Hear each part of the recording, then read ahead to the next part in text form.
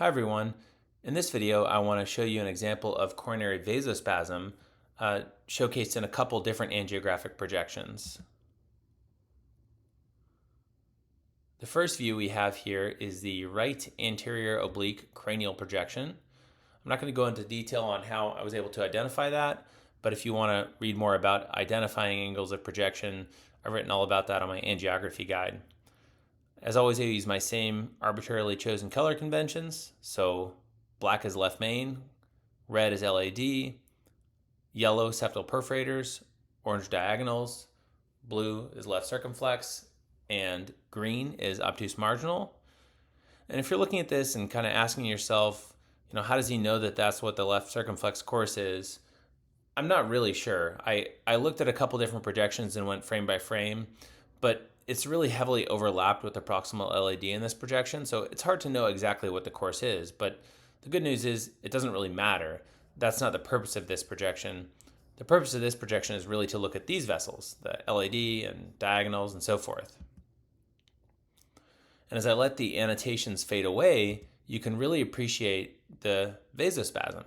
So proximal LAD here, nice and plump, and then after this takeoff of the second diagonal, it tapers away almost into nothingness.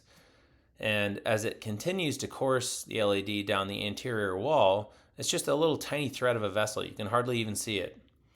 You can appreciate to a lesser extent how this could be impacting the septal perforators and the diagonals as well. And I'll let this play back, first at slow speed and then at normal speed to help your eyes adjust to what it looks like to watch an angiogram.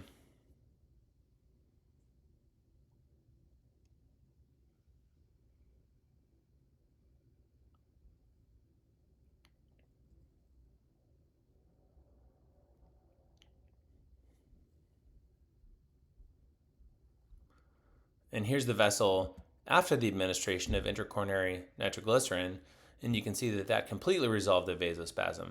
The LAD is nice and plump and round throughout its whole course. Even the septal perforators look better. So that was right anterior oblique cranial. And here we have RAO caudal.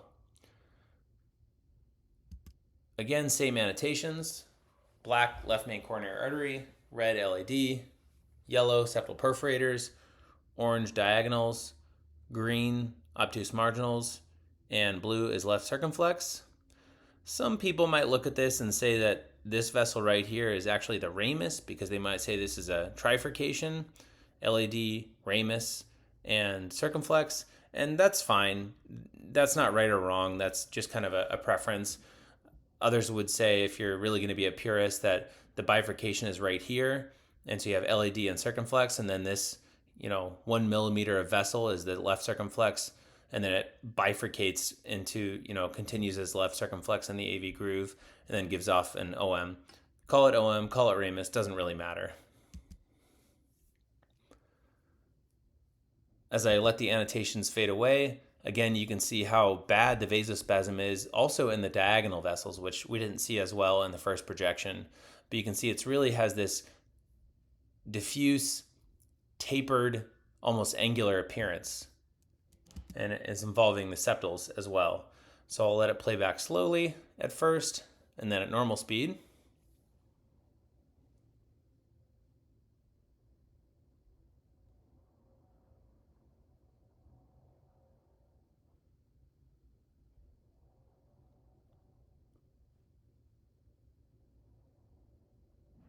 And then here after intracoronary nitroglycerin, again, you can see how much better all the vessels look. The vasospasm completely resolved.